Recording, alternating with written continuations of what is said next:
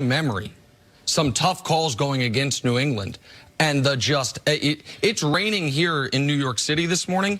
It actually is just all the tears pouring down from the greater New England area from all the crying that's been going on over the last 12 hours about this. So let's talk about all of these things. Okay?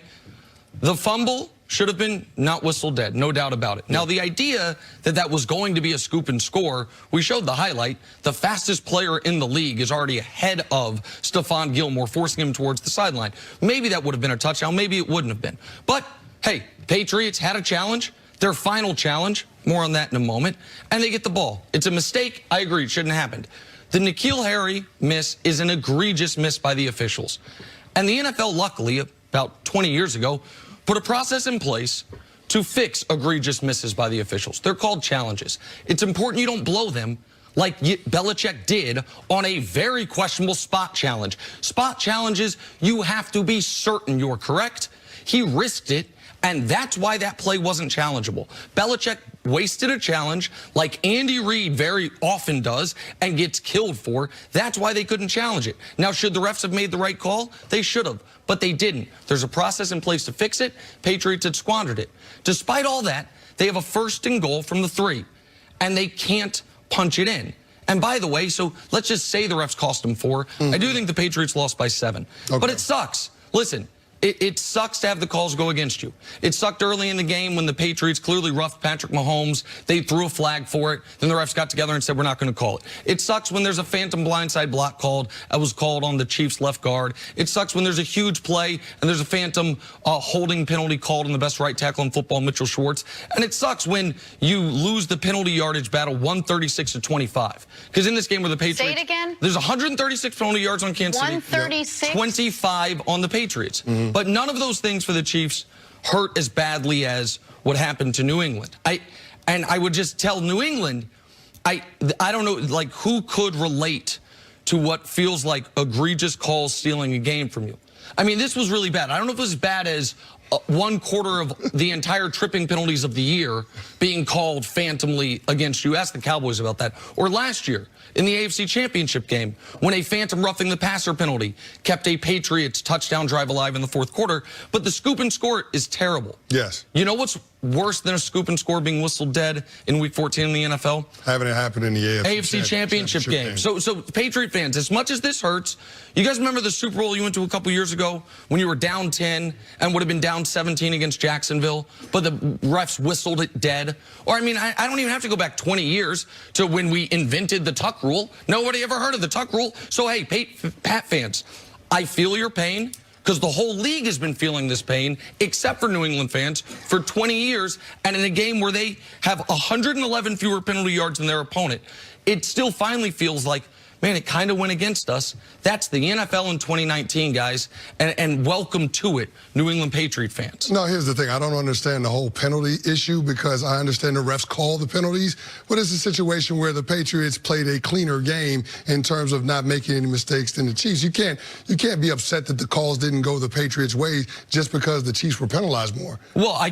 mean, they threw a penalty for roughing Patrick Mahomes. They clearly landed on it. They then got together and then didn't. The Chase Winovich one. Yeah, I know. And then they shoved him out of bounds into one of the heaters, and the refs and they didn't call that. So that, I mean, that would have been 30 yards. Listen, it's tough, man. It's bad luck. It sucks. But the refs cost them 4 points, right?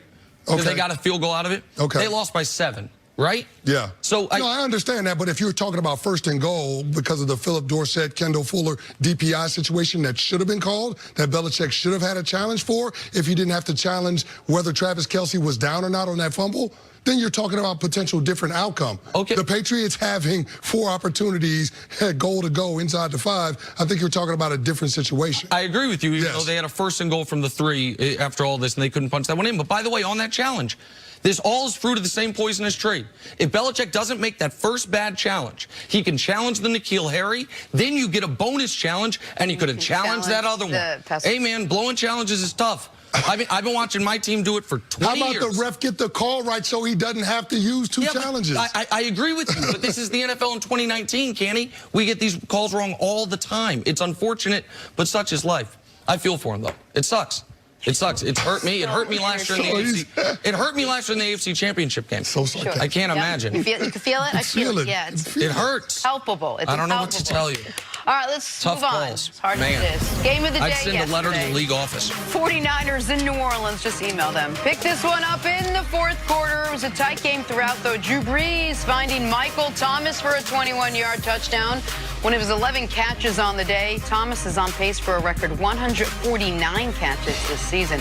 Just under a minute left in the fourth. Brees tossing his 5th touchdown of the day. This one to Traquan Smith. Saints go up 46-45. San Fran would have one more chance, and they would not waste it. 4th and 2. How about the call? Jimmy G to George Kittle for a 39-yard catch and run while Marcus Williams is literally grabbing at his face mask. Muscles his way down. That sets up the Robbie Gould 30-yard field goal winner. Nails it as the clock expires. The San Francisco 49ers win 48-46. They now sit alone atop the NFC with an 11-2 record. All right, Nick, did San Francisco prove they are the best team in the conference? Man, Kenny, I got to give you credit. Richard Sherman, I got to give him credit. The greater Bay Area, who already doesn't like me because of all the whole Warrior stuff, I got to give them credit. Man, your football team's really, really good. And they won a game a way I didn't think they could. Could they go to New Orleans and win? I didn't think they would. I picked New Orleans. But I thought if you'd have told me, we're talking about a Niner win today, I'd say, oh, okay, 24-21. They maybe get a strip sack of Drew Brees, set up a short field. If you tell me this is going to be a shootout, I said it would have been not a shootout, an execution, that the Saints just annihilate them. I did not think, Kenny, the Niners had this in them in that environment going where Drew Brees plays one of his best games of the season. Now, it's not over for the Niners because they still have to play Week 17 against Seattle. They still could fall all the way to the 5, which they could be a 13-3-5 seed with one loss to Seattle. And so we got to see how it plays out. But right now, they annihilate Green Bay. They play Baltimore damn near to a draw on a monsoon on the road, and then they go do that. That is an impressive month of football for the San Francisco 49ers. No, it's really impressive what this team has been doing, and the fact that they were able to go into the Superdome and get a win. I mean, that speaks volumes about what your team is made of. And then your quarterback in the late game theatrics that we saw from Jimmy Garoppolo, I mean, to get the ball with less than a minute to go and drive him 7 plays, 63 yards to set up that field goal, including a 4th and 2 throw to George Kittle, which he turns into a 39-yard gain, plus the personal foul for the face mask to move your kicker even closer. I just feel like that was the moment we were all waiting on. And Richard Sherman talked about it a little bit after the game. He said that Jimmy Garoppolo played yesterday like the best quarterback in the league. Now, I understand he's putting a little bit on it because it's his quarterback, but the fact that they went in and hung 48 on the New Orleans Saints, that was impressive. This is a different Saints defense than in years past. Yes. Dennis Allen has that group improved, but the fact that they were able to weather the early storm, you saw the Saints march down the field, the first couple of possessions and touchdown passes to Jared Cook. The fact they were able to fight their way out of that, that was really impressive to me. But this game, in my opinion, came down to the fact that San Francisco was able to capitalize on the miscues more than New Orleans did. Off of the interception that tipped off of Emmanuel Sanders' hands, the Saints only got a field goal out of that. If you look at the fumble from Alvin Kamara and then the fake bunt by Taysom Hill, which was a terrible call, the San Francisco 49ers got 2 touchdowns off of those mistakes. So you're talking about the points off of turnovers being 14-3, the difference of the game right there. Well, and you mentioned Jimmy Garoppolo. I got to give Jimmy G credit now. Dating back to Week 8, he's played 7 football games. One of them, Jenna, he's had a passer rating below 110. Now, it was a real bad game. It was the game against Seattle, which, man, if they'd have taken the tie against Seattle, they'd have the 1 seed locked up. They'd be 2 clear of Seattle. They'd be 2 clear of New Orleans with 3 to play. But Jimmy G has played really, really well.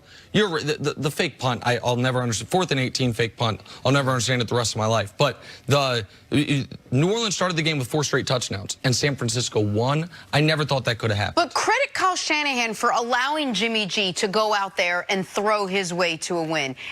Look, if you're going to doubt any part of this San Francisco team, it was, for most people, yes, it was their quarterback.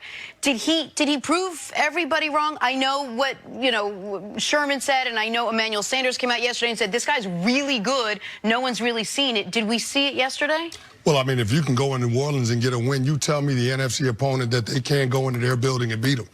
Like, I don't know. I mean, in terms of home field advantage, I would put the Superdome right up there with where Seattle is at, with Lambeau Field, New England. I mean, it's right there at the top of the list. So the fact that they were able to do that, again, kind of what we said about the Kansas City Chiefs in terms of being able to have the confidence to know that you can go into that building and win. I mean, if for some reason the 49ers don't have one of those top 2 seeds and they start off the playoffs as a wild card, I think the way that this team is built, they can go on the road and get a win because their defense will travel, their running game will travel. The only question has been their quarterback.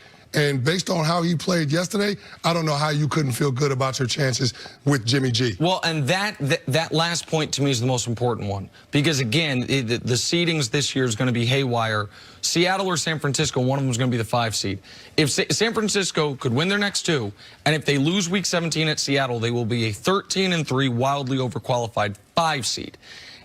If that happens, they're going to have to go back to New Orleans. And now they know they can not only win there, they can win there playing the Saints style of football. And the Saints, for all year, they've been understandably upset at the officials. They got to look at themselves on this one. The 2-point conversion after they took the lead late, it was a very odd play in a critical spot where the difference between being up 1 and up 3 is enormous. Your point on not taking advantage of the turnovers. The fake punt was just horrific game man. That is more aggressive than any analytics master would tell you to do. So New Orleans they can still get the 1, but they would have been in great position if they could have held on for that win yesterday. You know who once felt really good about Jimmy Garoppolo? Who? The New England Patriots. Oh yeah, they still might. Coming up, they still might. Chiefs prove they are the best team in the AFC with their win over the Pats. That is ahead on First Things First. Jimmy G threw for 350 yards.